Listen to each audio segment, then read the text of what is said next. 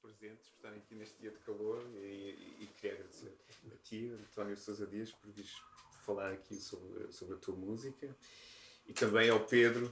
Bom, são aquelas trocas entre amigos, mas esta é uma iniciativa realmente messiânica que merece todo o nosso apoio. E passaria já imediatamente às perguntas. António, tu fazes música eletroacústica, música instrumental, música para teatro, instalações, tu programas software, tu és um professor dedicado. O que é que vem primeiro em tudo isto? Bom, bem, para já, boa tarde.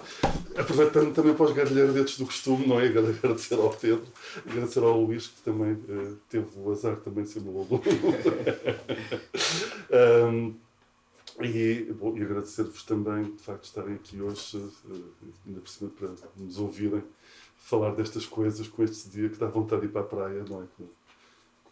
Com outras coisas mais líquidas, digamos assim, nas mãos. Em relação à pergunta, a resposta é tão difícil como a pergunta. Tem a ver um bocado com todo o meu percurso de alguns vice-versas e de focos que de vez em quando se desfocam e vão andando de um lado para o outro. O que vem em primeiro lugar, normalmente, acho que um desejo um bocadinho, não direi temerário, não sou propriamente, digamos, um explorador nato ou assim, mas uma certa vontade de aventura e de fazer coisas. A primeira coisa é, talvez, fazer coisas. Digamos, criar coisas, não sei bem o quê, mas criar coisas. Depois há a parte que é contingente, que é que coisas são essas.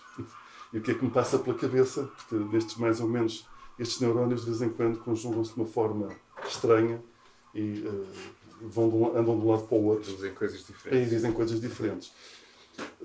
Devo dizer que há aqui um percurso também um pouco familiar, quer dizer, que talvez tenha alguma influência. Não tenho propriamente aquela história habitual, começou aos 3 anos de idade, a tocar piano, era um prodígio e tal. Não, creio que a minha professora de iniciação musical não terá achado que eu, aos 3 anos, digamos, fosse assim tão interessante como isso, mas eu persisti. E aquilo que me interessou sempre foram até as matemáticas. Mesmo quando eu não as percebia, talvez por isso mesmo. Foi uma questão de tentativa e erro.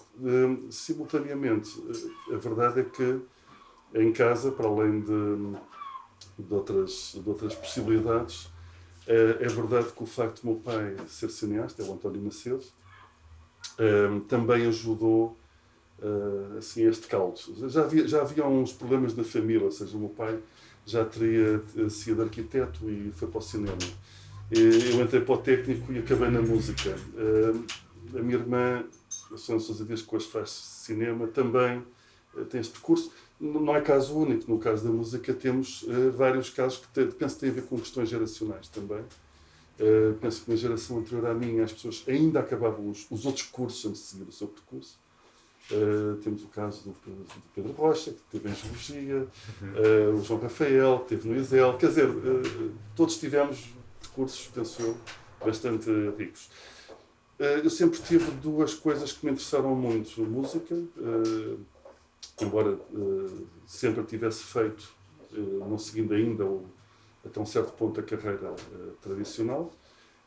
As matemáticas sempre me interessaram, depois, por inerência do cargo, a programação de computadores, depois também tinha jeito para o desenho, enfim, aquelas coisas. Mas afinei para a música em dado momento e decidi passar, digamos, à chamada carreira claramente musical. Portanto, tornou-se aquela parte mais importante. Mais recentemente, depois poderemos vir a desenvolver, em dado momento, as outras coisas que lá estavam vieram ao de cima e penso que presentemente encontrei uma maneira, digamos, de harmonizar tudo isso. Desde muito cedo fiz música para cinema, televisão, e portanto o teatro, a performance, depois, sobretudo no caso da performance, não terá sido alheia o facto de ter sido discípulo da Constância Capdeville, também, que terá contribuído ainda para atormentar ainda o caldeirão das coisas todas. E, portanto, hoje, digamos que eu poderia dizer que fundamentalmente sou um músico, é o meu foco, digamos, mas mesmo quando faço imagem ou quando faço programação, é como músico. Portanto, é um músico que está a exprimir-se, por acaso agora com outra técnica, não é? É o óleo sobre tela, a plasticina. Naquele caso é através de um código ou através de outras coisas. Aliás, há um caso, como o caso do Tonete e até da Unicorn, os vertigem de imagem. Vamos ver já a seguir. Pois, portanto, não há uma sequência, não é? Primeiro foi isto, depois aquilo, mas sim há um interesse em explorar a mesma ideia através de vários, digamos, vários aspectos, né, da arte. Hoje já consigo ver isso dessa forma, digamos assim. Claro. Sim, muito bem. Eu gostava então de passar também, ou melhor, de continuar esta ideia e fazer-te algumas perguntas que têm a ver com a música e a palavra. É que eu estava ontem em Serralves e comecei a ler alguns livros do Manuel de Oliveira e ele refere o cinema mudo como um cinema deficiente. Eu vou citar uma passagem do livro e ele diz que o cinema deficiente é um cinema onde falta a palavra. Não é? A fala, se dá ao cinema um aspecto mais teatral, não é? Enriquece-o porque o dom da palavra é o dom mais rico que o homem tem. Porque é pela palavra que o homem exprime de um modo direto e abstrato as suas ideias, todas as suas ideias. E eu queria te perguntar, pensas que a música sem palavra pode ser uma música deficiente? Ou é a música... É assim, com todo o respeito, eu não podia estar mais em desacordo com a afirmação, mas acho que é preciso também explicar e contextualizar. Em relação à questão do cinema mudo, por exemplo, eu considero que não há cinema mudo. Há cinema que não tem o som agarrado ao suporte, o que é completamente diferente. O cinema mudo sempre teve som agarrado, de alguma maneira. Precisamente quando se consegue fixar o som na película, isso também implica que a imagem vai ter de se submeter a uma velocidade, coisa que não existia, as velocidades eram variáveis. Portanto, quando nós hoje vemos os filmes aos saltinhos, as pessoas na altura não viam filmes aos saltinhos. Eles não se mexiam assim. A verdade é que certos filmes passavam 16 imagens por segundo. E é com o som que elas vão estabilizar nas 24. Mas era variável. Aliás, devo dizer que o pai do meu pai, ele trabalhava na Kodak, aliás, com a minha avó paterna também, e ele tinha adaptado um projetor precisamente para poder adaptar, tirou-lhe a parte elétrica e transformou em um mecanismo assim, manual de corda, precisamente para poder estabilizar na velocidade a que os filmes vão ser vistos. Portanto, eu devo dizer que vi o Buxistica, o Charlot, aqueles filmes de 16 minutos pequeninos, vi-os à velocidade correta. Bom, por outro lado, o próprio cinema mudo, isso nós vimos filmes, não é preciso ir muito longe, Metrópolis ou outros filmes assim, nós vemos que os códigos da palavra e do som estão impressos no próprio filme. Quer dizer, a transposição desses filmes, fazer-lhes bandas modernas, é um problema grande, porque esses filmes têm códigos, têm visualmente expressos os seus próprios sons. O que é complicado, porque nós também, quando lemos um livro e lemos palavras que dizem o troar dos canhões, entre o troar dos canhões que nós imaginamos e o troar dos canhões que nós pomos num filme, há sempre aquela diferença e dizemos, bem, não é bem como os canhões que estavam lá naquele livro. Bom, depois também há este domínio, este jogo de articulação. Portanto, por outro lado, no caso da música, e só para dizer isto no caso do cinema, também, mesmo no caso do piano, que se diz que era usado para esconder o ruído da máquina, na verdade ele até estava pior. Nos inícios, por volta dos anos 1900, ele até está fora do local onde o filme é projetado, precisamente para atrair as pessoas para virem ver aquele fenómeno de feira. Portanto, também há essa questão. Ou seja, no caso é verdade, quer dizer, penso que há uma coisa que nós chamamos de um género chamado cinema mudo, mas na verdade ele não é sem som. Por outro lado, é verdade também que quando se faz a transição, e um filme como A Serenata à Chuva acho que é exemplar nesse aspecto, a coisa não é isenta de problemas, não se passa. Em relação à importância da palavra, claro que é importante, de facto é o veículo que estamos aqui a usar, não é? Para comunicar uns com os outros. No entanto, é curioso porque mesmo em jovem adolescente, na minha fase rock, por assim dizer, sempre foi a música instrumental que me interessou. Portanto, eu sentia que as palavras não me exprimiam tudo. E por trás das palavras escondiam-se outras palavras, por vezes, e outros discursos. E, portanto, e muitas vezes eu pessoalmente sempre tive muita dificuldade, apesar de, enfim, falar muito, essas coisas todas, como uma parte de vocês sabe, apesar de tudo, quer dizer, sempre tive, claro que o treino ajuda, não é? Se a pessoa tem que dar aulas, não tem outro remédio, portanto, não há outra possibilidade, mas a verdade é que sempre senti que exprimia muito mais, às vezes, através de música, provavelmente não as mesmas coisas, mas se calhar aquelas que me interessavam, do que através das palavras. Embora depois tudo isso coloque alguns problemas e que tem que se perceber, ter aquelas discussões se música é linguagem ou não é linguagem, enfim, todas essas coisas depois nos levam a horas e horas e semanas e anos de discussão. Portanto, por isso é que também na minha produção musical o uso da palavra é muito contextualizado. Não tem assim muitas obras, sei lá, para canto e assim, é muito raro e são casos, muitas vezes, a abordagem de casos muito específicos. Pois, então, eu estava a pensar em fazer aqui a ponte para este projeto, Dama e o Unicórnio, e em que pronto, existem poemas, não é? E que pronto, há uma concepção comum, não é? Da Maria Teresa Horta e tua, não é? E em relação aqui, como é que é tratada aqui a palavra? Ou podes, se calhar, descrever um pouco como é que o projeto nasceu e antes de vermos o enxerto que tu tens aqui, queres, se calhar, descrever um pouco como é que aconteceu este projeto? Este é um caso muito curioso porque faz já parte desta última fase de misturar tudo. Porque começou em cerca de 2009.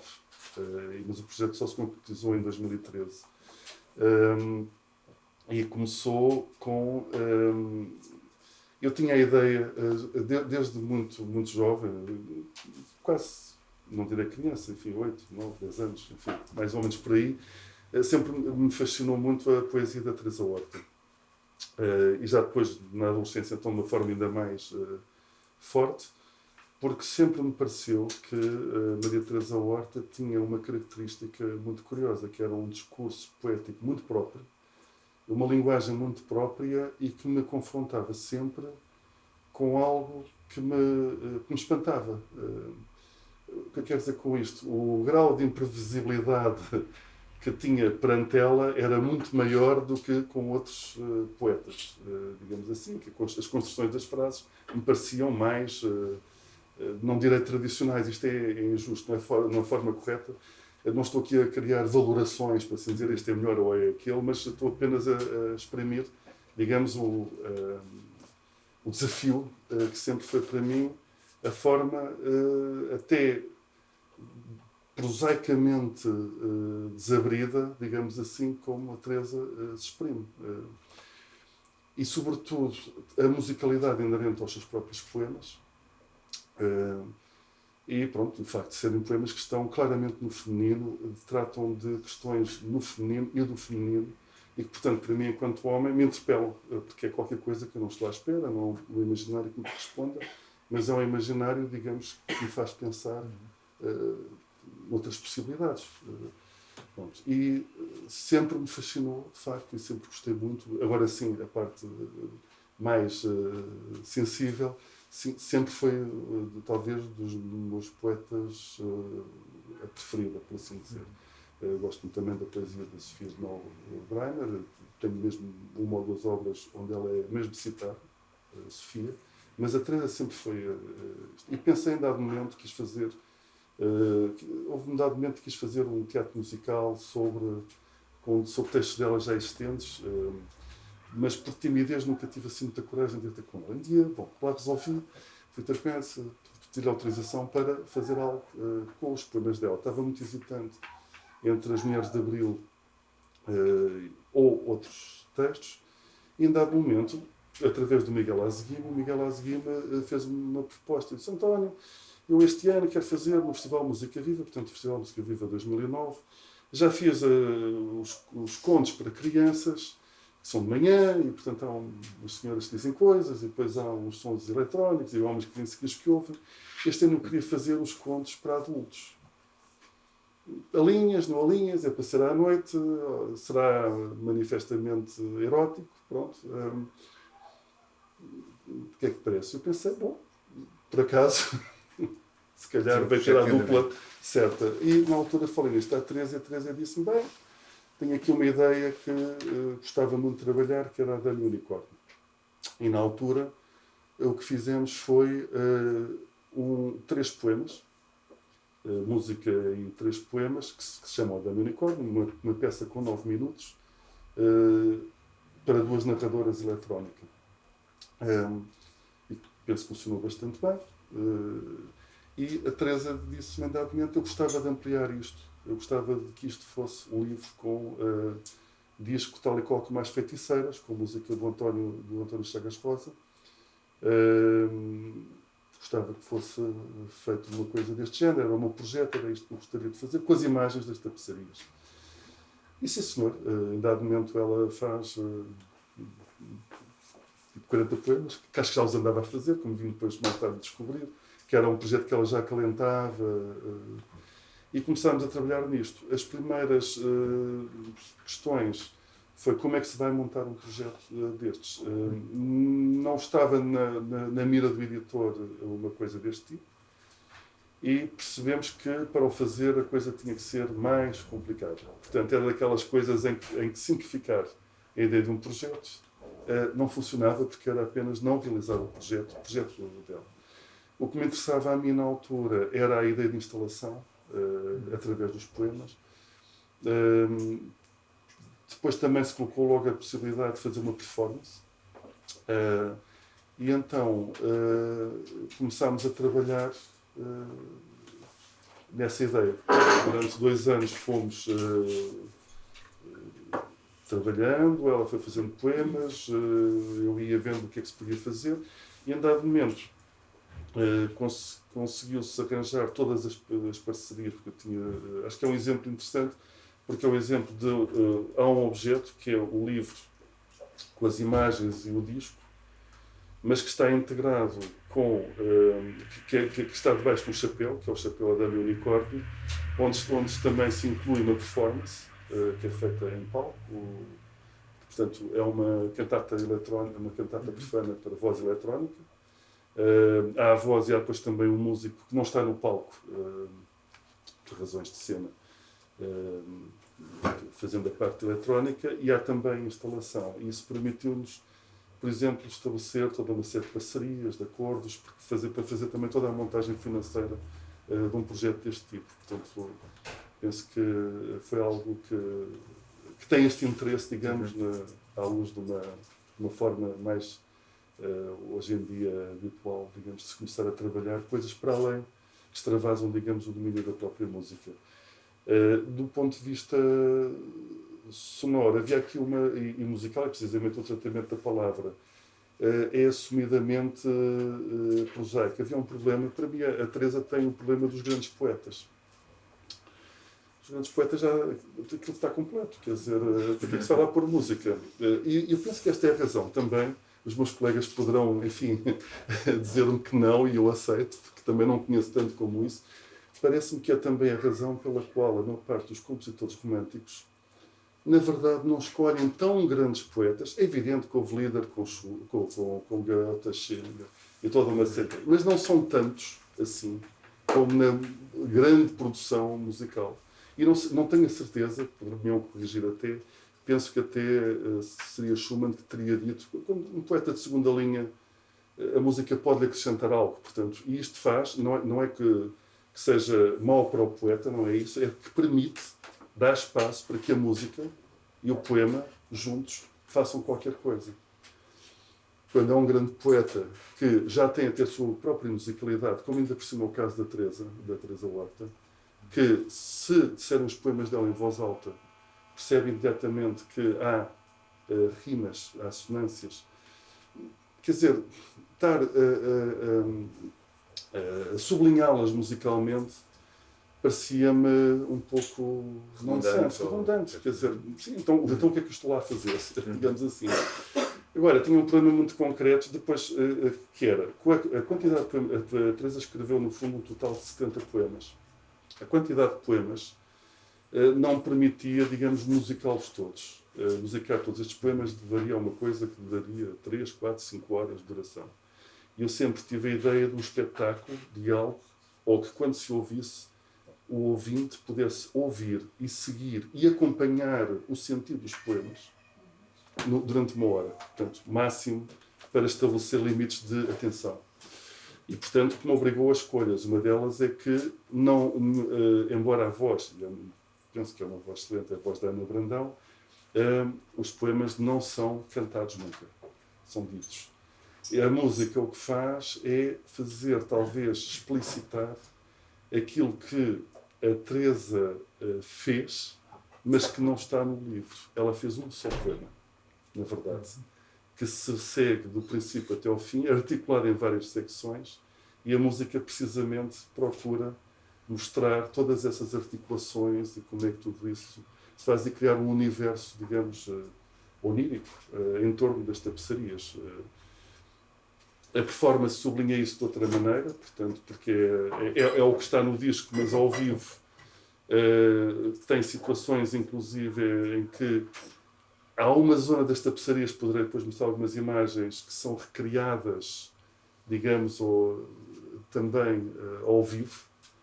E a instalação depois complementa isso em versão não linear, ou seja, consoante as pessoas estão num determinado espaço, assim todo o espaço reage e, portanto, ouvem-se os poemas com outra ordem, com outro intuito e com outro tipo de situação.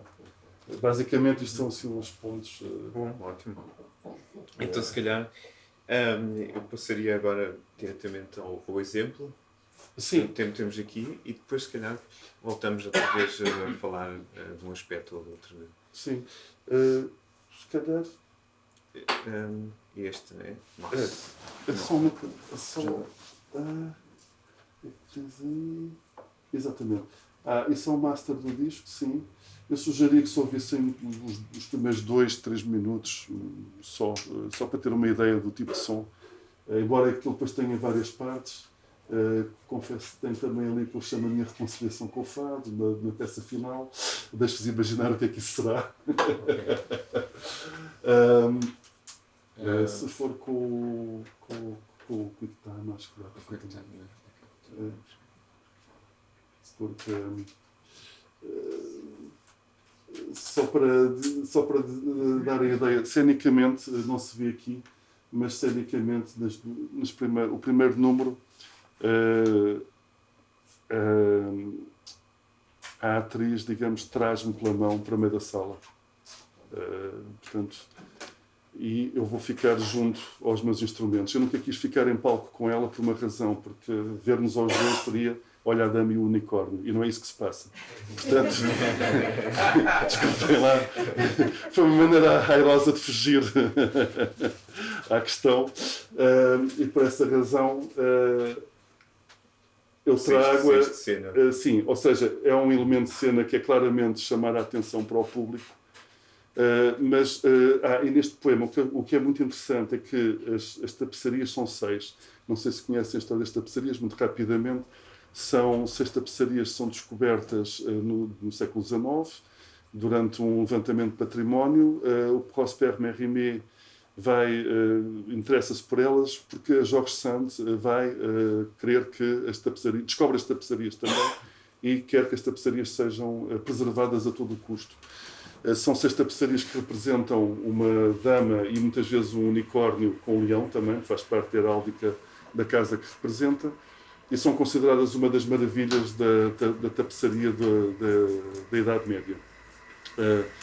As 6 tapeçarias, 5 delas representam, hoje em dia modernamente, entende-se que representam os 5 sentidos: a visão, o tato, o olfato, o paladar, não sei se já os disse todos, e uma última tapeçaria que se chama a Monceau Désir, que é assaz misteriosa porque não se percebe bem o que é que representa como sentido. Talvez em termos de Idade Média represente um sentido que é para além daquele que aglutina também os outros sentidos, os 5 sentidos. O livro que tem de muito interessante é que a Teresa não faz poemas apenas sobre as tapeçarias. Ela começa por descrever o que é uma tapeçaria e o problema que eram as mulheres que tinham que trabalhar nas tapeçarias, embora fosse proibido na época. As guildas, os sindicatos da altura, não permitiam que as mulheres trabalhassem em certas partes das tapeçarias. Acontece que o excesso de trabalho, muitas vezes, que aparecia, obrigava a que isso acontecesse em condições muito, muito difíceis, muitas vezes durante a noite, e, de certa forma, trabalho escondido. O que é muito interessante na sequência dos poemas é que a Teresa começa por explicar quem faz as tapeçarias, vai falando o que é um tiar, tapeçarias sobre como é que se fazem os laços, os nós, e em dado momento começam a emergir as figuras, e de repente há poemas em que começamos a estar perante aquilo que está dentro das tapeçarias, e depois ela ainda vai a poemas sobre o que é que pensam os personagens das tapeçarias, e portanto de repente tudo aquilo é um percurso quase que eu diria com a desculpa das tapeçarias. E portanto este início é, digamos, o início que vai lançar isso, mas talvez seja melhor vamos ouvir ouvir. então. Os compositores que se fartam de falar é uma coisa, depois não se ouve nada. Portanto, é só esta apresentação e depois a coisa. A dama seduz. Okay. O unicórnio entrega-se. No jogo da sedução, quem usa a taça e a seta?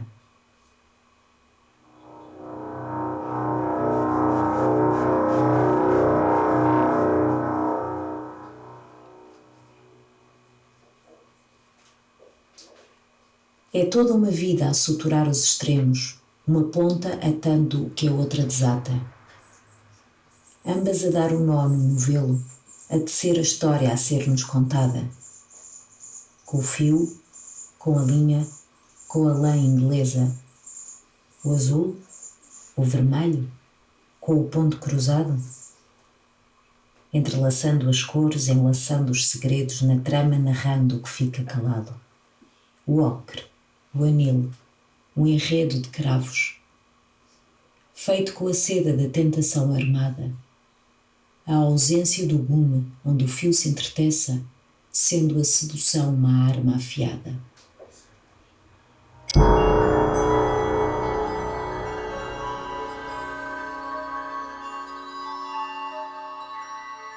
As tecedeiras, as tecelãs, as tintureiras, as fiadeiras, presas da magia da cena, desenredando o feitiço, onde o unicórnio se sujeita ao capricho, à captura que ama, ao desejo, ao enriço de uma única dama.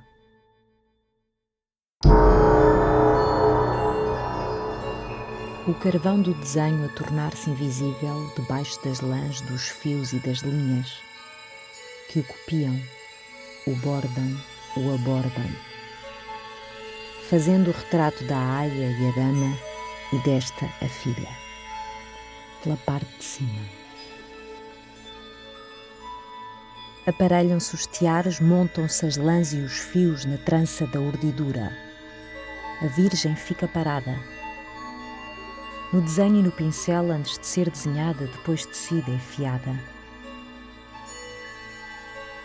Na sedução da tontura, pela qual ela é tomada.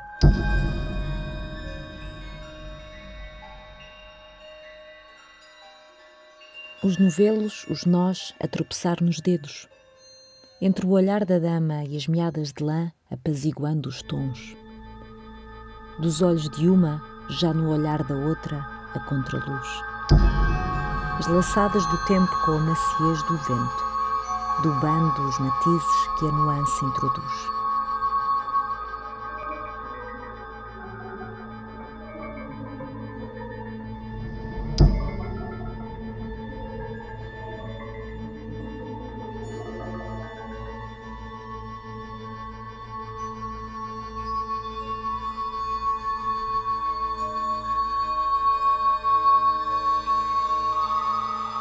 Por cada passagem pela trama, a dama estremece ao tocarem-lhe o corpo. Por cada nova tessitura da rama, ela grita de gozo pelo gosto que a assombra, ao ser-lhe tecido o vestido de sombra.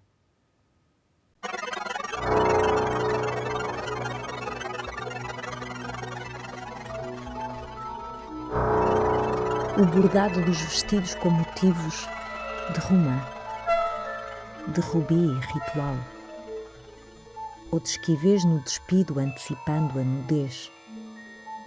Na bordadura do crivo, a pé de flor e de lã.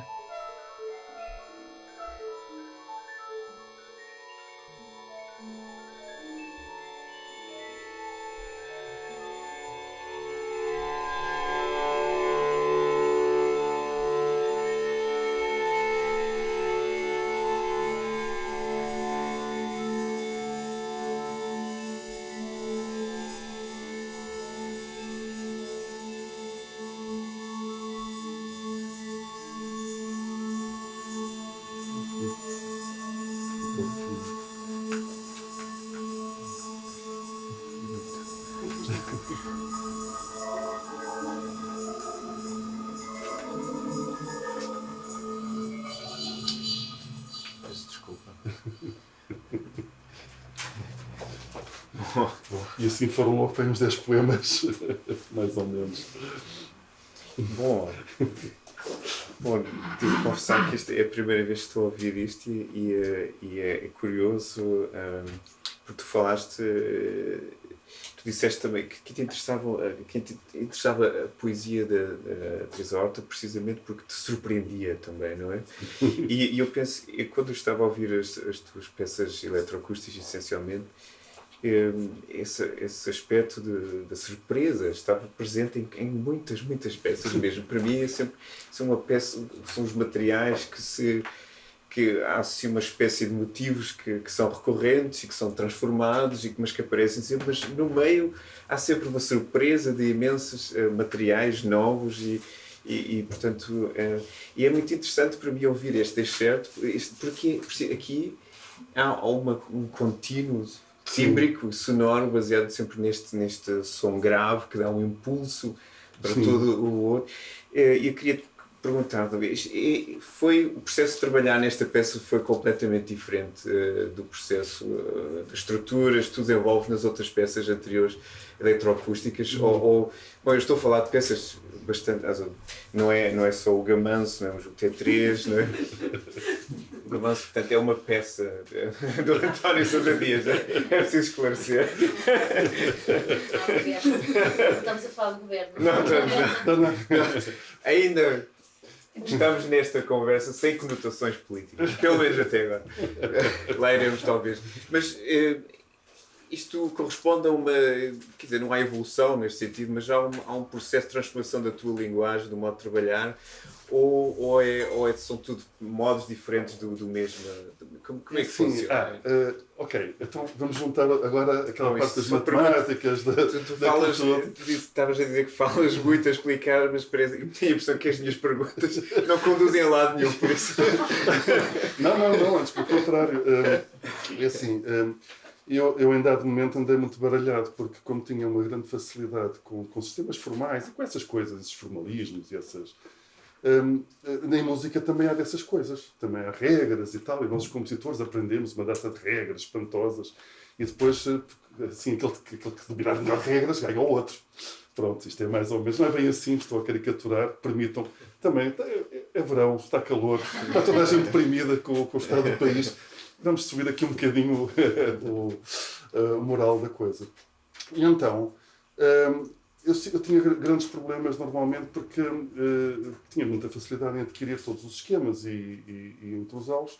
até mesmo aplicar, às vezes, situações matemáticas ou assim. A música também sempre houve na história, não é uma coisa nova. E depois tinha um grande problema, que é, cada vez que fazia, dizer, vou fazer uma peça desta maneira. E depois aquilo corria mal, porque eu começava a fazer um sistema e depois começava a esburacar o sistema. E depois começava a estragar tudo. E depois perguntava, mas então porquê é que eu fiz um sistema? Não me serviu para nada, mas andava aqui nos vice-versas, porque percebi mais tarde, e há um momento, penso que pelos anos 2000 e tal, 2005, e depois tinha sempre aquela sensação, quero fazer coisas diferentes e acabo sempre fazer a mesma coisa. Claro que o vernáculo não é este, quando a pessoa está mais ou menos nestes processos a coisa muda um pouco, mas havia estes vice-versas, se posso colocá-los assim. E em dado momento percebi o que é que estava a fazer. Eu tinha um problema também. Apesar de estarmos a falar em música, muitas vezes temos uma tendência para poetizar e verbalizar algumas situações musicais, dizer, há aqui uma narrativa e tal, que eu acredito que sim. Mas o facto de eu ter estado pelas engenharias e pelas matemáticas punha-me perante, e precisamente por não lidar com palavras, punha-me perante a situação de que a música, um pouco como esta, se posso dizer assim, são mais presentificar situações do que propriamente contar histórias. Claro que podemos sempre contar uma história. Nasceu, criou-se, e depois desenvolveu-se, e depois foi para ali. Pronto, ok. Mas não é a este nível. E percebi que andava a fazer uma coisa que é, não me interessava muito trabalhar a partir de uma ideia que depois se vai desenvolvendo. Um bocadinho o esquema de proliferação, enfim, agora historicamente empregando os termos serial, de desenvolvimento, proliferação, interessava-me um pensamento que até está mais relacionado com a escultura, provavelmente, que é de remover o que não interessa. Ou seja, pôr tudo lá para dentro. E depois tirar o que não interessa. E quando percebi isso, percebi também que estava a lidar com outra coisa, agora perdoem-me aqui a parte mais formal, com a ideia de, não era propriamente que tivesse uma obra e tivesse uns materiais, depois iam ser empregos noutra obra. O que havia era uma ideia de uma base de dados musical, agora vem aqui a minha parte das engenharias e os sistemas todos, de qual cada obra que eu faço, via aquela, olha, agora estou a usar estas coisas. Porquê que isto eu acho que é importante? Porque as primeiras obras que escrevi, assim, enfim, estou na SPA desde os meus 18 anos, já, desde 78, mas, digamos, uma das minhas primeiras obras, enfim, de 86, a peça para 2 pianos, que é que marca, digamos, o meu impulso a assumir uma série de direções, eu descrevi este meu universo como sendo um planeta. E, portanto, via-se um planeta e depois tirávamos uma fotografia e, consoante fosse nas calotes, ou no Equador, portanto é mais tropical, tem mais verdes, ou, enfim, nas calotes aquilo é mais gélido. Era diferente, eram obras diferentes, mas pertenciam ao mesmo planeta. Esta imagem era muito poética, mas não me serviu para grande coisa. A ideia da base de dados permitia-me outro tipo de trabalho. Só para vos dar uma ideia, eu posso operar de 2 maneiras com uma base de dados. Vamos supor uma empresa. Eu ponho lá para dentro os dados dos funcionários de uma empresa. E depois eu posso tirar as datas de nascimento desses funcionários. Pronto. Mas também posso extrair a idade deles. Ora, a idade não é algo que lá esteja. É algo que é trabalhado a partir do que lá está. É aquilo que se chama na linguagem de engenharia uma síntese de dados. O que acontece é que isto correspondia a 2 maneiras, quanto a mim, diferentes de ver muitas vezes a música, mas que esta espécie de metáfora que se transformou mesmo no modo de operar, me resolvia. Porquê? Porque, por um lado, corresponderia a um pensamento, por exemplo, mais do chamado bricolage, colage, ou seja, eu pego no que lá está e uso como está, ou então esse mesmo material é olhado e diz-se, eu vou retrabalhá-lo. Beleza, Stockhausen, enfim, toda uma outra perfilhação de linhagem que diz, não, as coisas têm que ser refeitas, revistas, pensadas, trabalhadas, desenvolvidas. É possível. Também encontrei a ligação entre uma parte que me interessava muito, a chamada música eletroacústica, e uma articulação com o pensamento formal. Porquê? Disse que normalmente, dizia-se, hoje está ultrapassado, espero eu, que os músicos faziam música, digamos, eletroacústica, não percebeu nada de música, para já, é importante que isto se ponha já assim. Eles cortavam uns bocados de fitas e tal, juntavam ali umas coisas, uns sons, aquilo era a tal dita bricolagem. Ou seja, colavam coisas umas às outras sem qualquer espécie de pensamento, digamos, mais mental. Depois, Haveria os outros mais sérios que, enfim, que têm umas coisas, fazem umas contas e tal, e dizem um som, 2 sons, 3 sons, fantástico. Curiosamente, este pensamento através das bases de dados tem uma coisa muito interessante. As bases de dados têm também, alguns tipos de bases de dados, uma coisa chamada, desculpem-me este termo, uma álgebra relacional. E uma álgebra relacional é uma álgebra, matematicamente, um formalismo, que permite, entre várias operações, a operação de concatenação. Ou seja, eu tinha então já uma forma de exprimir uma maneira de colar que estava já mais solidamente fundamentada, digamos. Ou pelo menos já podia sossegar as consciências, caso isso fosse necessário. E o que é engraçado é que precisamente essa álgebra relacional é emprego de Xenakis na sua música. Ou seja, uma ponte logo para a música instrumental. E o mais interessante é que a ideia de concatenar, colar coisas, também faz parte, é parte do pensamento da música medieval, mas mais renascentista, está mais no motete.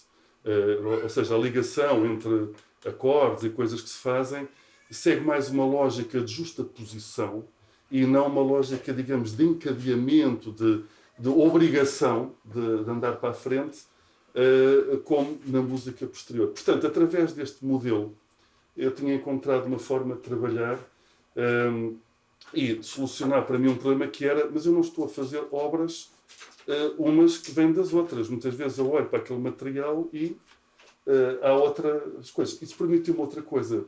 A metáfora do planeta era bonita, mas era muito autónoma, era muito autofágica. O planeta é aquilo, quer dizer, lá está, coitado, está ali.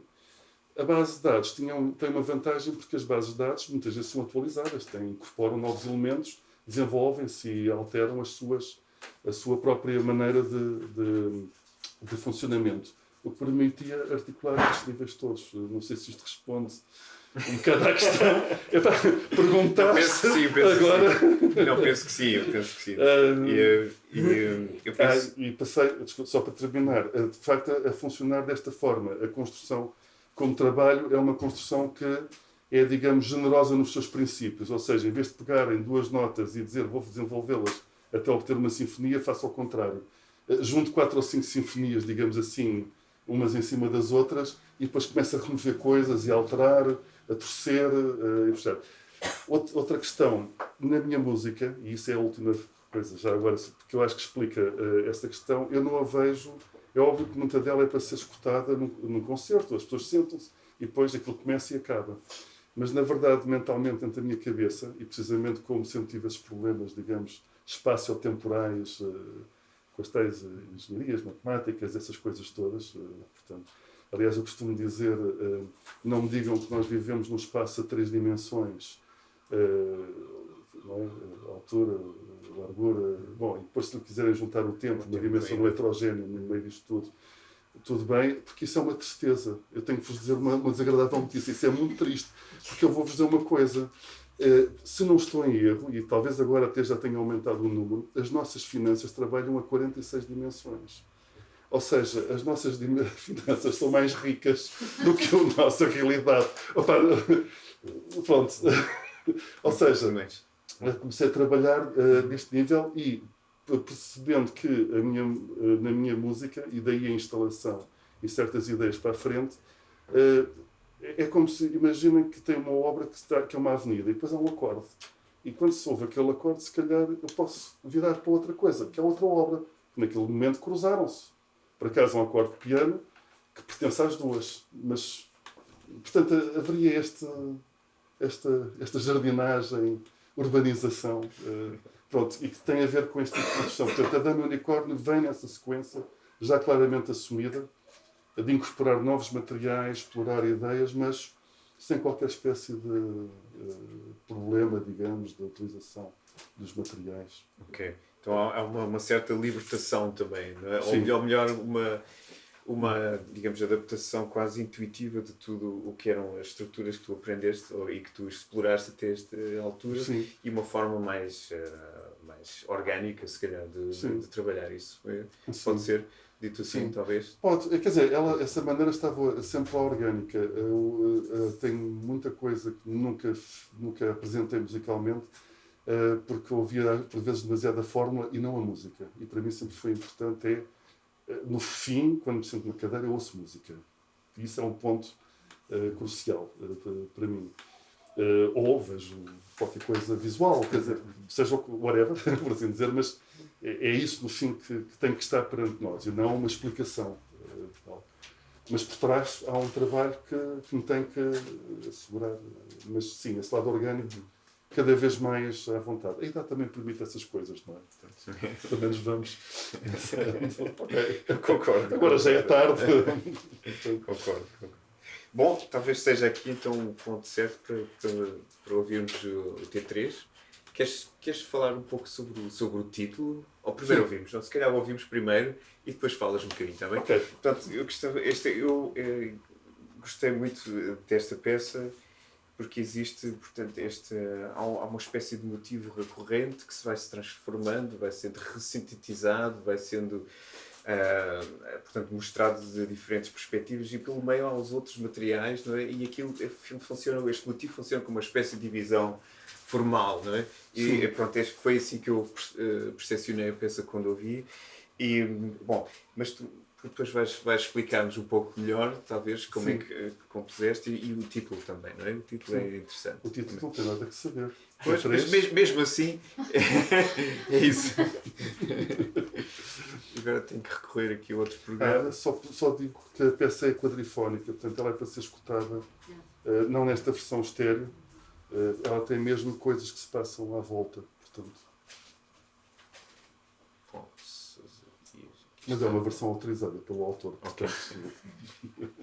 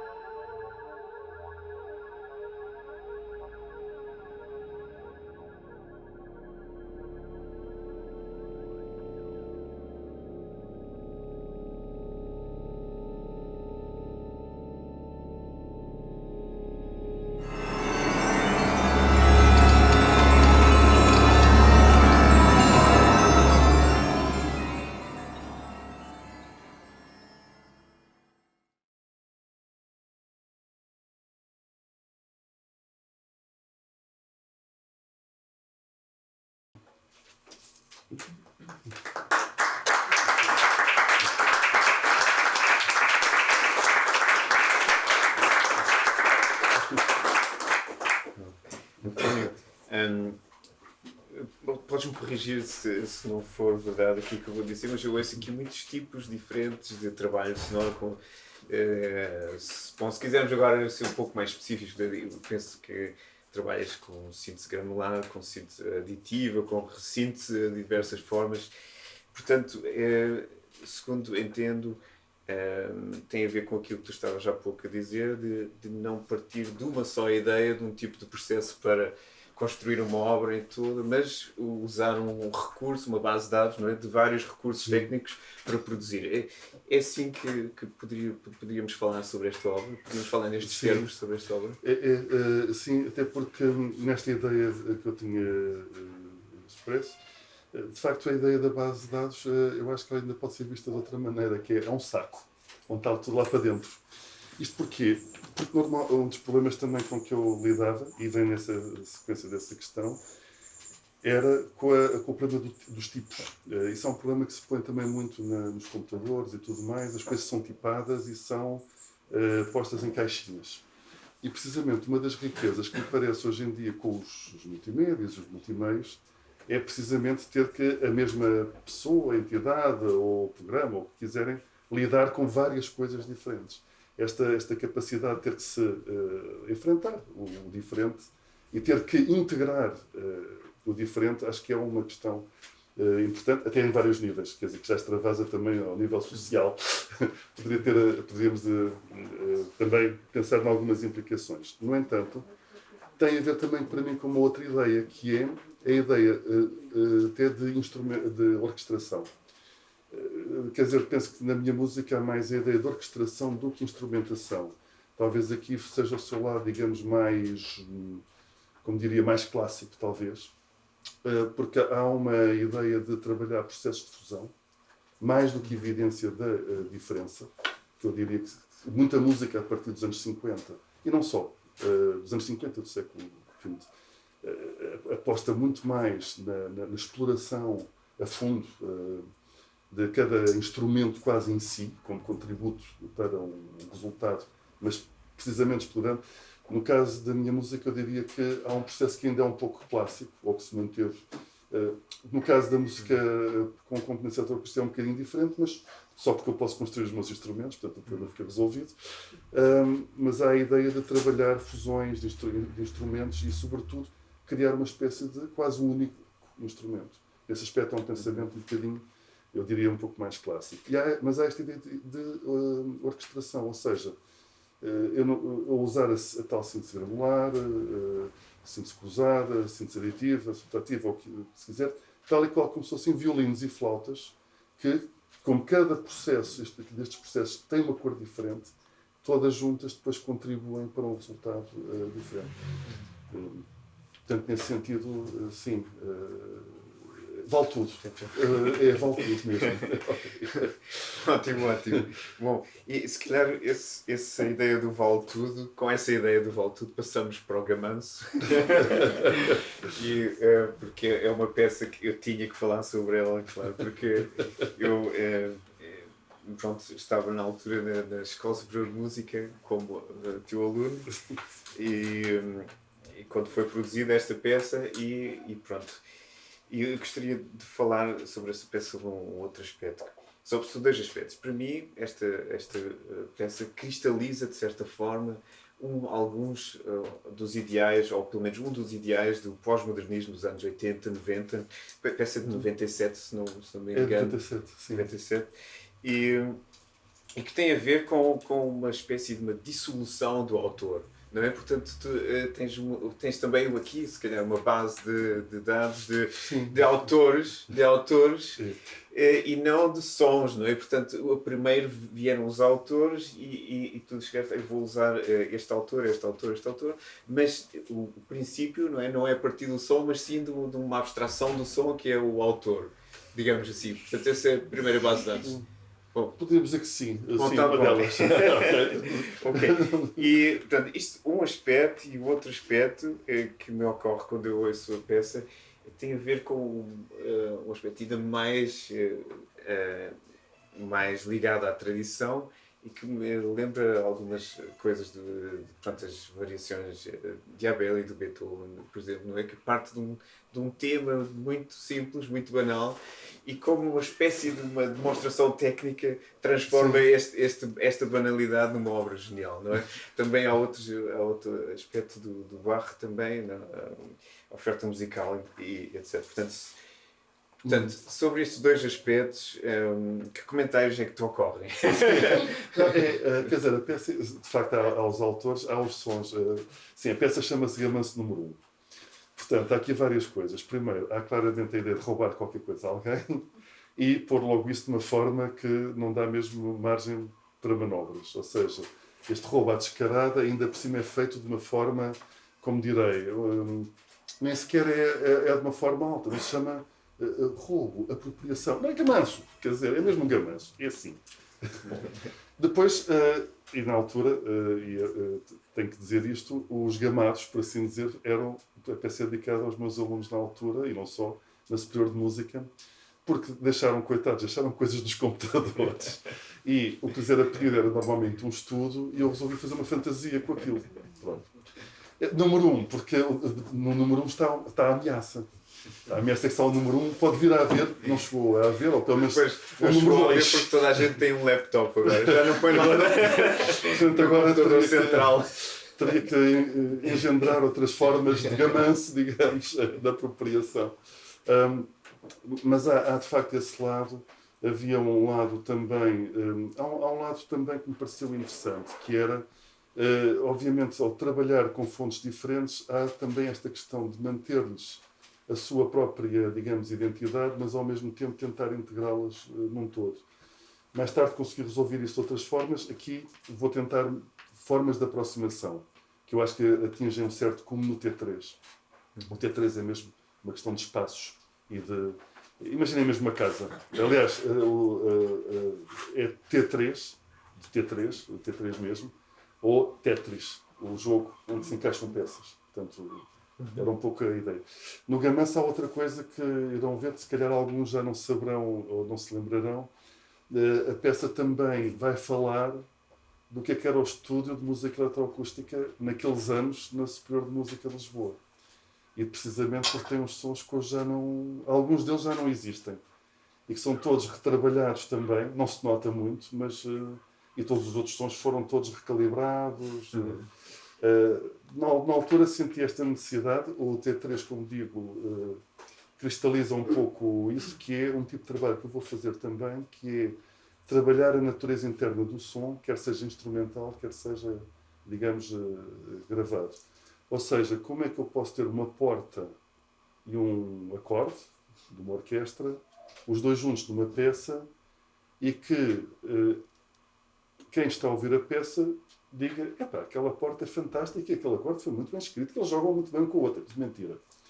A porta herdou propriedades da orquestra, mediante alguns tratamentos eletrónicos, assim como a orquestra, se calhar, leva ali também uns ajustes que farão aproximar, se calhar, de uma porta. E, portanto, eles parecem que jogam bem. Não, eles foram construídos de forma a parecer bem. É diferente. Há um trabalho, digamos, interno no som, nisso. No gamanço há uma espécie de presciência disso, porque materiais estão diferentes, gente tão diferente, porque os compositores são todos diferentes uns dos outros, não há nada a fazer. Era preciso que esses materiais se compatibilizassem de alguma forma. Talvez o que eu diria para já. Ok. E já agora uma pequena contextualização histórica também. Bom, estamos nos anos 90 na Escola de Música, na Escola Superior de Música de Lisboa. Qual foi como é que eu hei de explicar? Esta ideia do que eu falei do pós-modernismo que veio também, estava muito presente em Lisboa naquela altura. Também, não recordo, também o António Pinho Vargas regressou ao Portugal, esteve em Lisboa há muito tempo. Esta peça nasceu também desse contexto histórico em Lisboa, ou é algo que vês mais num percurso teu? Assim, eu acho que tem mais um percurso, quer dizer, não é só pessoal. Ela tem em algumas articulações, tem, por exemplo, eu diria que talvez tenha muitas influências de um Bernard Parmigiani. Portanto, mais da chamada música eletroacústica mesmo. Devo dizer que, mesmo ainda em relação a essa altura, já se estavam a fazer algumas coisas do ponto de vista da música eletrónica, e as novas gerações estavam já a levar de outra forma as coisas, porque eu penso que não havia ainda uma grande tradição. Atenção, não se confunda aqui. Nós sempre tivemos compositores, a composição sempre esteve muito bem em Portugal. O ponto número 1, isto é preciso esclarecer, porque às vezes, de vez em quando, se dizer aí, agora vieram uns que eram os salvadores da pátria e tal. Não, a composição, a criação sempre esteve muito bem em Portugal, sempre tivemos bons compositores, bons criadores. Há aspectos que não estavam bem resolvidos, quer dizer, e de facto, que quer o regime anterior e depois todo o percurso que este país vai ter de fazer, fazem. E no caso da música eletroacústica, ou nesta fase, é assim, nós temos compositores, como estou a ver ali, o Cândido Lima, que vai trabalhar a música informática e que é um dos nossos estimados e grandes precursores, como o Álvaro Salazar, que vai trabalhar a parte mais música concreta. Quer dizer, mas temos figuras, portanto. Agora, o problema é que não tínhamos estruturas para que, quer essas figuras, quer outras, pudessem produzir, digamos, escola no sentido lato, não é uma linha de pensamento, até porque isso é que é uma das nossas grandes riquezas, apesar de um país ser muito pequeno, muitas linhas diferentes de pensamento. E, portanto, era nesta situação também que vivíamos e que se vai aos poucos alargando ou seja, na geração, digamos, seguinte, se posso dizer desta forma, quer eu, quer o João Pedro Oliveira muito mais, até com estes meios, vai trabalhar muito mais a fundo estes meios. Nas gerações seguintes, então, já é habitual, que eu não faço com isto, não se percebe bem o que é que está aqui a fazer, mas já as coisas são tão naturais que, nessa altura, penso que há uma espécie, talvez... Eu tenho algumas dificuldades com o pós-modernismo neste sentido. Eu não sei bem o que é. Ou seja, não sei bem o que é. Eu encontro, então, em música, há várias questões que se encontram. Isto é, recuso o relativismo. E há algumas correntes que procuram relativizar tudo. Não só musicais, mas outras. Isso eu renego. Eu digo como diz o Badiou, filósofo francês, acho que é bom distinguir entre a arte como criação e a cultura como consumo. E enquanto distinguirmos estas duas coisas, assim sabemos do que é que estamos a falar. Portanto, não criar aqui barafundas, digamos assim. Mas, por outro lado, esta reperspectivação de elementos, acho que já começa a vir dos anos 60, de algumas... Claro que a música eletrónica, eletroacústica, pela sua natureza, permite evidenciar ainda mais estes aspectos, ou seja, de colar coisas e reintegrar coisas. Mas já temos um grande exemplo na Sinfonia do Bério. Na Sinfonia do Bério, aquele terceiro andamento, enfim. Sim, é. 68. 68, exatamente. E ao mesmo ano do Parmigiani e do Maio. Do Maio, sim. E do quarteto do Ligeti do segundo, também, por causa da... Enfim, ok. Para já não falar em muitos aspectos do neoclassicismo, o do Stravinsky. Sim. Ele faz um pouco genial, por exemplo, não é? Tem montagem. Claro. Exato. Portanto...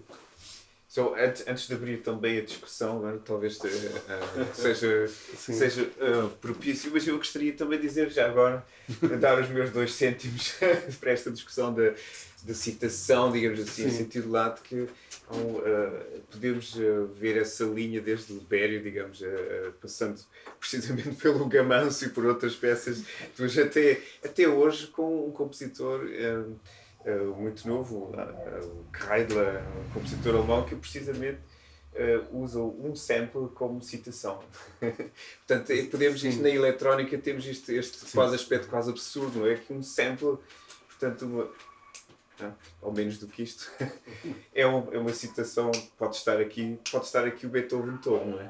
Sim.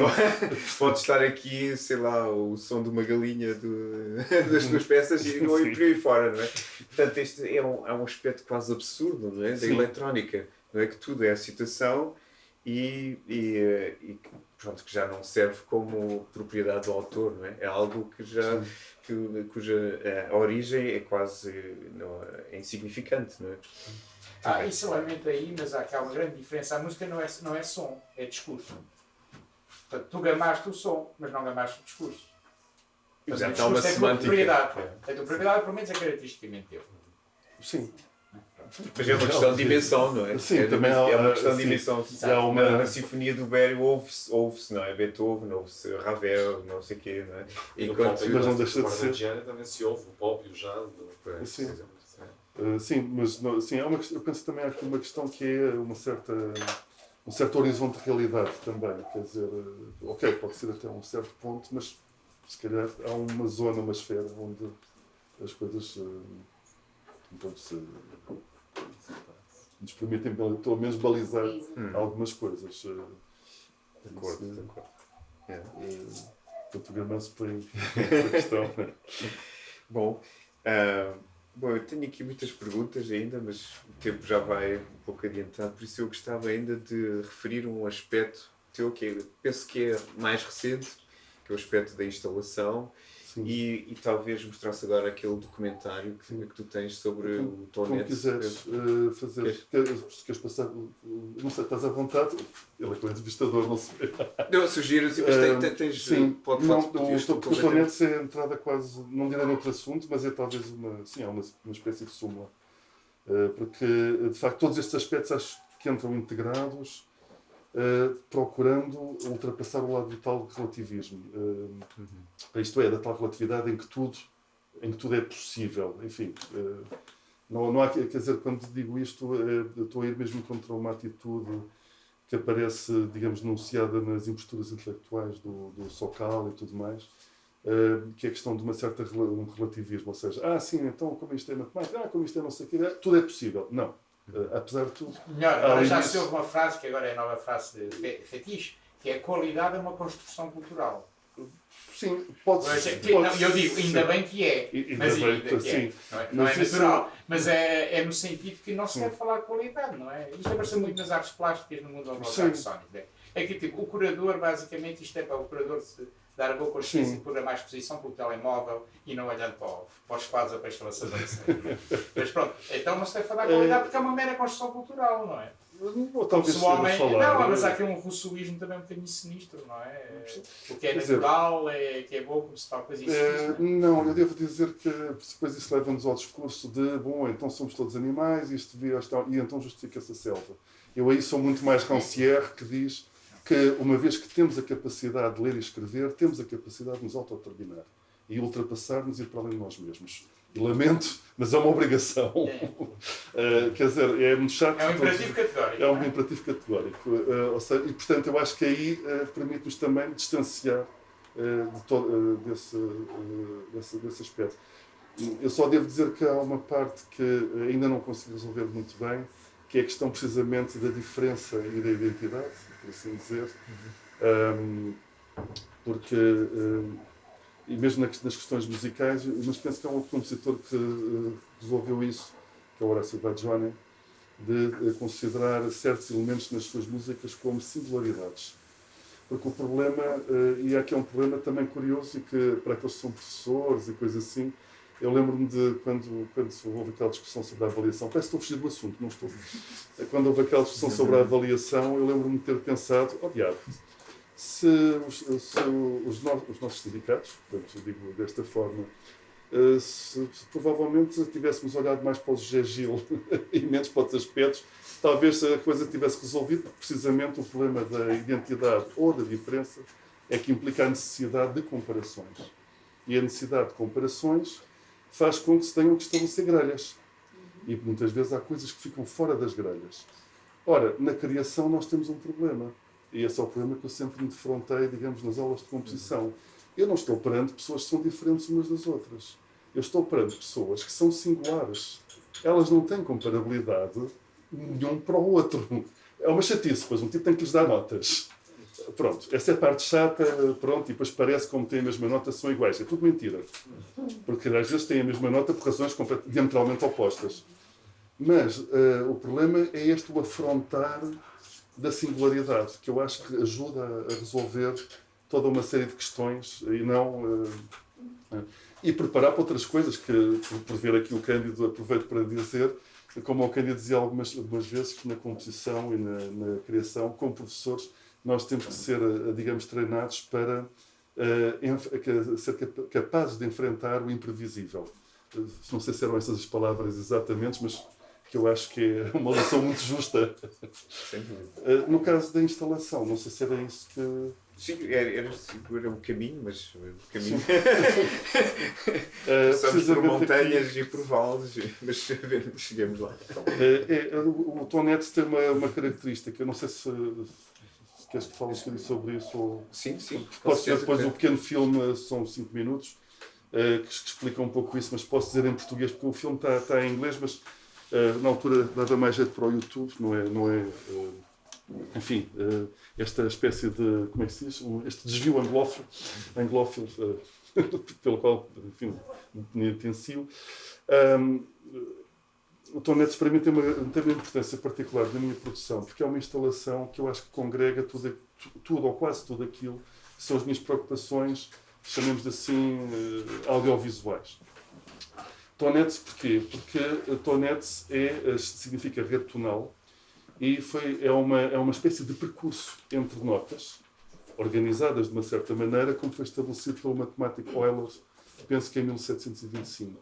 O Euler é um matemático que talvez teve uma produção científica que faz inveja a qualquer investigador, não só das matemáticas, como de outras áreas hoje, perfeitamente absurda mesmo, brutal, interessou-se por todas as áreas e, portanto, traça esta ideia que é construir uma coisa, já vamos ver aí, que são, pronto, se eu puser as notas num plano, num papel, de uma certa maneira, essas notas, e depois fizer percursos entre essas notas, não é sobre elas, mas entre elas, dizendo, olha, quando estiver aqui, eu ouço esta e aquela.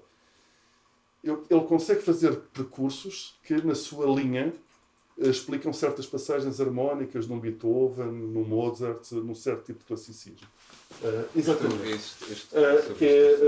Ou seja, o que estão a ver ali são as notas, e se elas estiverem expostas de uma certa maneira, aquelas bolas pretas que estão para ali a ver são as notas que estão nos triângulos, nas pontas dos triângulos, e faz aquele som. Por acaso... E acordes perfeitos? Acordes perfeitos, porque os triângulos, digamos assim, as notas são o que está a branco. O que está a preto é o resultado do encontro delas. Está bem, só agora chego meio minuto por isso. Não. São maiores e menores. Não, mas as notas em si na sessão. Na sessão, sim. Mas a rede é disposta desta maneira. E o que é que acontece? Portanto, se eu for caminhando por aqueles acordes de alguma maneira, consigo às vezes fazer certos percursos que são tonais, digamos. Eu descobri... o que é que acontece? No século XIX, o musicólogo, não matemático, Riemann, fecha, porque há ali uns sítios onde o Dó é igual, depois ali o Fá, não sei quem, então ele pega neste plano e faz isto. Faz aquilo que se chama, faz um cilindro. Mas nós continuamos a andar num plano. E depois, mais modernamente, como se mas para lá, as de cima também são iguais às de baixo, então vamos juntá-las e fez-se um donut. Bom, eu olhei para o donut no espaço e tal, continua a ser Atenção, estamos ainda a 2 dimensões. Porquê? Porque nós estamos sempre na superfície do donut. Portanto, quer dizer que a formiga que está em cima do donut, apesar de ser uma chatice para nós, ela vê o mundo em 2 dimensões. Coitada, não tem... Pronto, está ali, só naquele coisa. Eu olhei para o donut e disse, este donut assim suspenso no espaço, coitadinho. Vamos lá pôr outra vez como cilindro. E depois pensei, vou esburacar o cilindro. Porque se eu esburacar o cilindro, eu não ando só naquela superfície a 2 dimensões, eu ando a 3. E, portanto, posso ir para onde quiser e quero lá saber, as notas agora juntam-se onde isto for possível. E, portanto, mergulhei as 2 dimensões em 3. Isto tinha a ver com umas questões, não só com o Carroll, mas com outras visualizações e coisas com que estou a trabalhar. E depois descobri uma coisa engraçada, porque ao fazer uma torção no cilindro, já não bastava estar outra vez cilindrado, que já é uma chatice, um cilindro ficar cilindrado, como além disso, torci-o.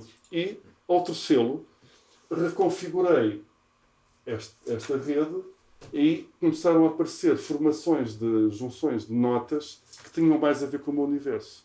Bom, por outro lado, havia necessidade de que estas notas se ouvissem de uma maneira especial. Portanto, o som. Agora, abandonamos a parte enfim, de pensar nas notas, uma coisa quase abstrata, e o som mesmo. Passamos ao som. O som que eu fui usar para estas notas está baseado em ideias de paradoxos.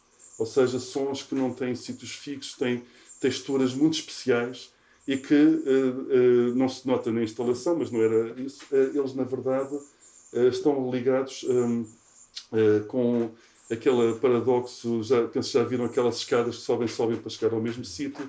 Portanto, são sons que têm também estes princípios.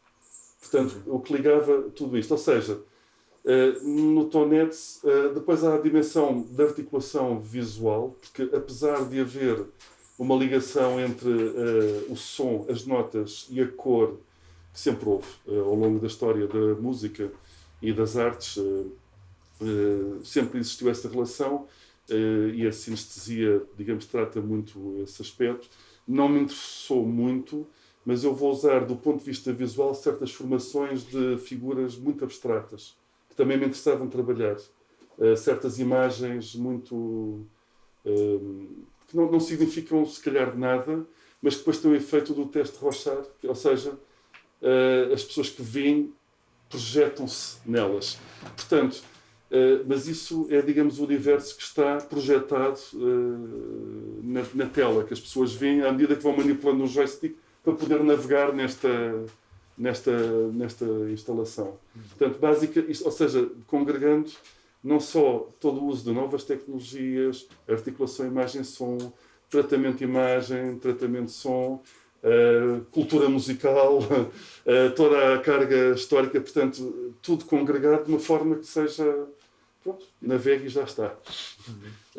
Penso que isso ajuda a explicar um bocadinho o que se vai ver no vídeo e o que era a instalação. A instalação foi estreada, inaugurada no Museu do Chiado em 2011. 2011, exato. Ok. Eu tenho depois algumas perguntas sobre isso, mas acho que vamos passar à peça. Então vamos ouvir. Isto é um vídeo de apresentação que dá pelo menos uma ideia do que é o espaço, porque falar sobre uma instalação ou apresentar.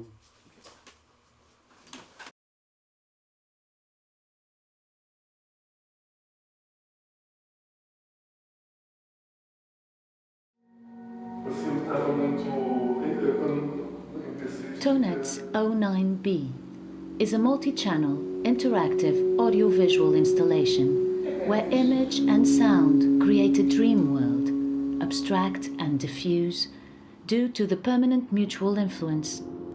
The components of the image act on the sound outcome, and the sound analysis performed in real time is mapped in some of the parameters of the image.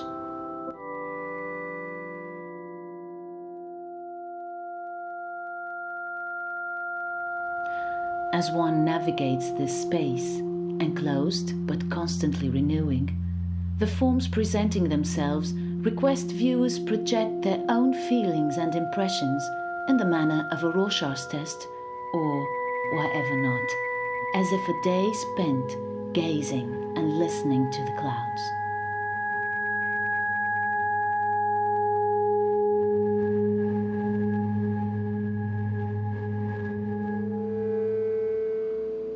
Tonettes 09B is a work that exhibits a behavior, reacting either to the presence or to the absence of the viewer's interaction.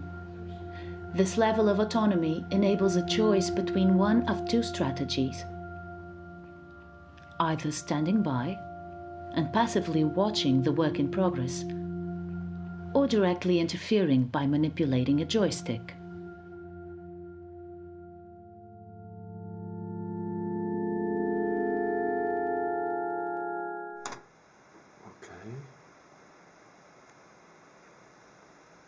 Formar as imagens. Este vai também arrancar. Este arranca. E. Ora. Posso apagar, não?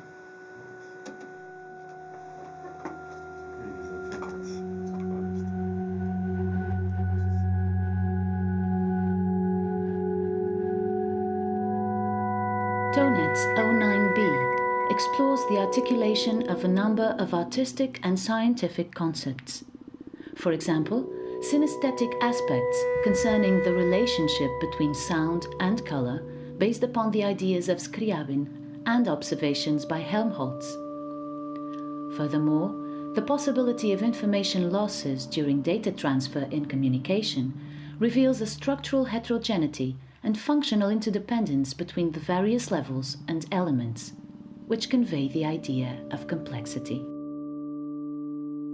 However, this articulation of concepts also extends to the disposition of objects, sounds, and to some of the movements, as these are based on an interpretation of a tonal network as formulated by Euler in 1723, and taken by the musicologist Riemann in 1877, as well as some paths, orbits, taking Lissajous curves. Additionally, from the field of music, but also of psychoacoustics, it should be noted that the sounds themselves are paradoxical, pitch without fixed placement, or pitch that becomes rhythm, obtained through different synthesis techniques, additive, granular, etc. Finally, the paradox of the represented space, both geocentric and anthropocentric. The visible objects move in relation to the point of view, but the background, the cosmos, remains centered on the viewer, as if it were the outer space that is nearest us and the interior space the farthest distant, offering a space where viewers can simply be, ramble, lie, self-project, think. Something the author would call a space of freedom.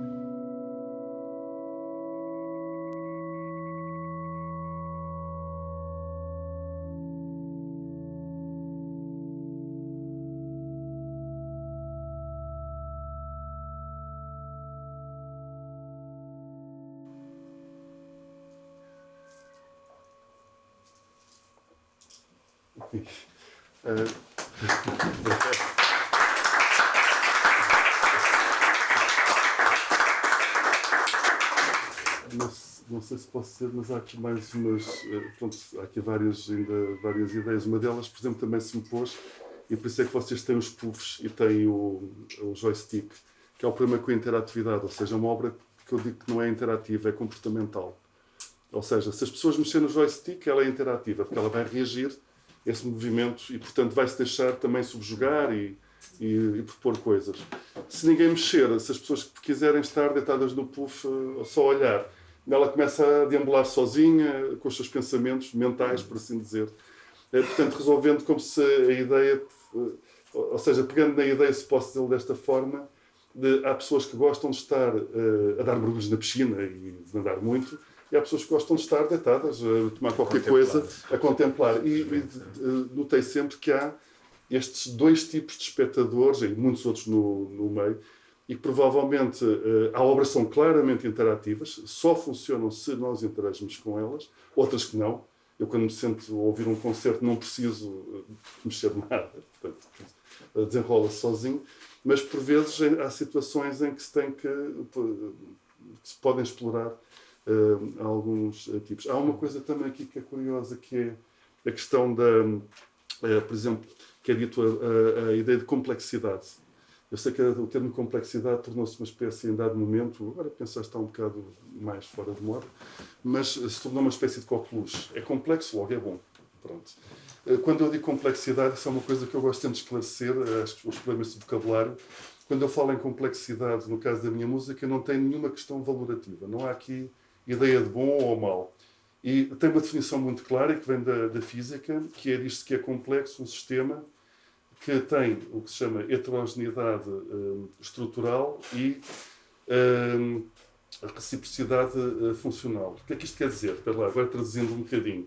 Quer dizer que quando os níveis não são iguais, portanto, quando são coisas diferentes, quando se muda de nível, muda-se de coisa, portanto, não são homogéneos, são heterogéneos.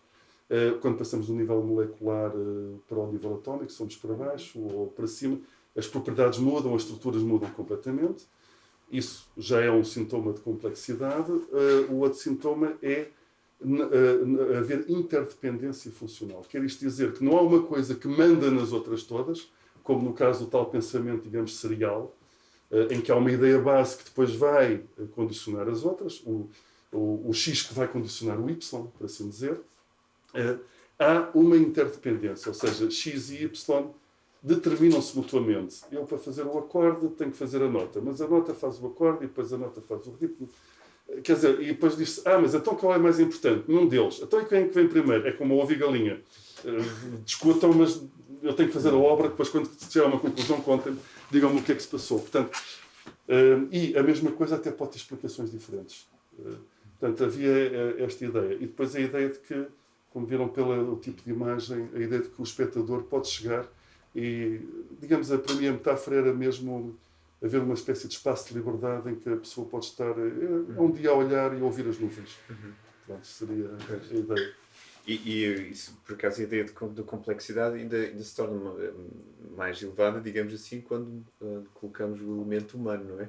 Da interatividade, e então, não é, como dizia o Edgar Morin, então é a diferença entre estratégia e programa, então aí, pronto, é mesmo completamente complexo, não é? É quando há o imprevisível, não é? Isso é que tem uma preponderância lá também.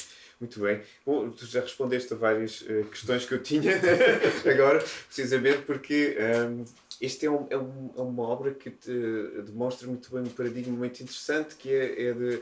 Tu falaste também que tu escreves quando escreves para uma situação de concerto, portanto estás a pensar na situação também, a tua música também reflete sempre a situação em que estamos, não é? Neste caso, estamos no museu, as pessoas estão sentadas a ouvir, mas também podem lá estar a brincar, não é? Sim. Quer dizer, isso é interessante porque é uma daqueles momentos em que, digamos, como se diz hoje também, a sound art e a composição se movem uma para a outra pronto, sem grande diferença, sem grande... Como é que tu vês estes dois aspectos? A sound art bom, é preciso definir se calhar sound art, mas se calhar tu tens também uma ideia do que eu quero dizer, não é? Há um musicólogo alemão, o Schultz, que diz que há duas formações hoje. Há a formação, digamos, que vem de pessoas que vêm da academia, portanto, que estudaram, que têm um percurso, uma formação histórica, e depois já os novos, digamos, os diletantes, aquilo que o Boulez também chamava os diletantes geniais, não é? Que produzem também música, mas que vêm de outras artes, não é? Vêm de outros tipos de paradigmas artísticos. Eu penso que isto é um exemplo de uma ligação quase ideal entre estes dois aspectos, mas queres comentar isto? Como é que vês o aspecto da sound art e da composição? É complexo, eu acho que aqui... É complexo. É complexo, mas precisamente dá-me a sensação que a questão torna-se... talvez não seja definir o que é, mas talvez procurar encontrar quando é. Aqui é um bocado tipo Goodman. Ou seja, portanto, eu tenho uma formação, digamos, musicalmente académica muito forte. Aliás, eu sei que na altura, como me centrei muito na música eletroacústica, eu lembro-me de alunos terem ficado muito surpreendidos quando descobriram que eu sabia escrever música. E que sabia fazer fugas e aquelas coisas todas que fiz academicamente, obviamente, mas que... Quer dizer, nunca vi muito interesse em fazer aquilo para além daquilo que era pedido, obviamente, academicamente, claro. Portanto, faz parte do percurso. Aliás, eu penso que todos nós que fizemos, da minha geração, que fizemos todo este tipo de percurso, o fizemos sem problemas, quer dizer, mas não era isso que nos interessava fazer como objetivo. Ora bem, mas apesar de tudo, nós somos formados e informados historicamente que, por exemplo, isto é uma coisa que é aparentemente paradoxal. A tal música eletroacústica, concreta, que traz grandes novidades para o seio da própria música, na verdade, nos primórdios, foi muito mal aceito pelos próprios músicos. Não obedecia, digamos, àqueles cânones que fazem o que é um músico. Atenção, não vamos muito longe, é melhor não julgar as coisas, porque se calhar advogados, médicos e outros também terão muito a dizer sobre os outros que fazem coisas que saem um bocadinho da sua esfera, digamos assim. De qualquer maneira, mas temos esta informação, digamos, histórica e esta ligação com as artes e, sobretudo, penso que a chamada, não sei se se pode chamar uma revolução digital, traz uma situação que é muito curiosa, porque é uma situação que eu diria que é quase pré-gutenbergiana. Ou seja, hoje, no mesmo suporte, que é o digital, eu tenho lá zeros e uns, que são fecheiros de texto, fecheiros de imagem, fecheiros de som. Na verdade, aquilo são zeros e uns. Portanto, eu posso-lhes aplicar operações, não importa quais deles, com o resultado qualquer que se quiser. Isto é muito interessante, porque uma das poucas vezes em que se trabalhou sobre o mesmo suporte, não da mesma maneira, nós encontramos isso nas iluminuras medievais, em que encontramos a pintura, o texto e a música grafados sobre o mesmo suporte. Eu sei que não é bem a mesma coisa. Até porque há o problema da... hoje, há uma diferença entre o analógico e o digital muito grande. Enquanto que no analógico nós podemos, como é que se diz, escrever sobre o suporte, e é assim que os músicos eletroacústicos também o fazem, vão escrever sobre o suporte. Que o Norman McLaren, no cinema, vai pintar a banda de som nos seus filmes de animação. Portanto, é escrita, é direto no suporte, mas não há reversibilidade. Ou seja, ele não pode depois pegar naquilo e retrabalhar. Uma vez feita a operação, ela tornou-se opaca, nunca mais sabemos como é que aquilo foi feito. Isso cá também não tem grande interesse, mas não podemos recuperá-la. Nos meios digitais a coisa não é bem assim. Há até edições, digamos, não destrutivas. Ou seja, conseguimos manter o histórico das versões e podemos fazer uma coisa que é repegar no que lá está, retrabalhar e voltar a lá pôr. De outra forma, pelo menos de uma forma que é mais viável do que o analógico. Claro que isto é possível analogicamente, mas com grandes custos e fazendo o ciclo de trabalho muito mais longo e muito mais largo. Isto é mais notório no cinema do que noutras áreas. Ou seja, acho que toda essa informação hoje faz com que me dá a sensação que começa a haver pontos onde elas não eram muito possíveis. Penso que isso é notório também nas artes plásticas. A quantidade de artistas começa a fazer som. A quantidade de músicos começa a fazer imagem. E depois há uns que não sabem o que fazem, mas não sabem bem se estão de um lado nem do outro. Mas também tem a ver com a tal questão de singularização, em que não temos obrigatoriamente que estar neste polo ou neste, mas podemos estar aqui. Aliás, é uma situação explorada no T3 e interessou-me em dado momento e nestas outras obras, que é não trabalhar este som, nota ou acorde, mas trabalhar o território aqui. Ou seja, uma das técnicas que usa a partir disso, até lhe chamo por brincadeira o meio morphing. Não quero ir nem do A para o B, aquela coisa que se vê nos filmes e nos videoclipes, não é? Toda a gente se transforma em tudo. Não, eu quero trabalhar é precisamente exato. Eventualmente os pontos de maior interesse é precisamente aqueles em que são difíceis de definir, não é? Entre A ou B. E neste caso eu penso que é um excelente exemplo este, em que é praticamente impossível dizer que é uma composição ou é uma peça de som de arte interativa. Dava só um exemplo, isto por acaso é uma imagem minha, ok? E assim, isto ilustra também uma das dificuldades e uma das coisas que me interessa até musicalmente. E que eu trabalho, como já falei, nesses paradoxos e no que é e não é, e o que está e não está, afinal o que lá está não é o bem o que ouvimos. Vocês estão a ver esta imagem e o que vocês veem é uma coluna destacando sobre um fundo preto. Isto é uma visão da pintura, por assim dizer. Ou seja, tenho um quadro que me focaliza o olhar, onde tenho um fundo sobre o qual se destaca. Quando faço isto ao vivo, por assim dizer, as pessoas acabam por perceber que esta figura que está em movimento, ela na verdade não só se começa a alargar, ela mostra que afinal é o fundo, e que afinal o fundo não era um fundo de uma pintura, era uma caixa de cinema, articulando, digamos, dois universos distintos audiovisuais, isto é, a pintura e o cinema. Não como o cinema sendo uma representação da pintura, ou digamos de outro tipo, Mas não, como sendo outra coisa diferente, que se posiciona de outra forma. Queres exemplar? Pode ser só mostrar ligeiramente, sim. No fundo estão a ver a música não é minha, isto é um projeto onde eu só faço imagem, mas isto é feito ao vivo normalmente, embora exista o DVD. E aqui a qualidade está muito má porque isto é um vídeo, como é que se diz, de baixa qualidade. A ideia é que vocês têm esta espécie de forma que se mexe. Por exemplo, neste caso eu exploro outro tipo de figurações. Esta é uma das problemáticas que às me interessa.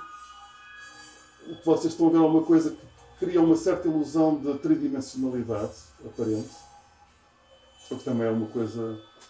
E que aos poucos ela se irá revelar como sendo um fundo, mas mais ainda que não é uma imagem em movimento, é feita a partir de uma imagem fixa. Portanto, ela depois vai começar a estabilizar e mostrar que, na verdade, não é uma forma abstrata, é uma fotografia de uma paisagem concreta. Ok? Iludindo esta ideia que estamos a ver uma coisa que sai de um fundo, mas ela é que é o fundo. E o fundo, afinal, era o que estava à frente. Ok? Isto era só um pequeno exemplo, assim, não... Para mim é um problema ainda musical, mas que às vezes preciso me afastar da música para o tratar. Muito bem, e aqui regressamos um pouco ao início, quando tu falavas também, que dizias que tu usas meios diferentes de expressão, não é? Mas no fundo a tua pessoa, são os teus princípios, sim, digamos, que se aplicam em vários outros aspectos. Muito bem. Eu acho que nesta altura, e agora finalmente, abria aqui as perguntas a quem tiver alguma questão a colocar.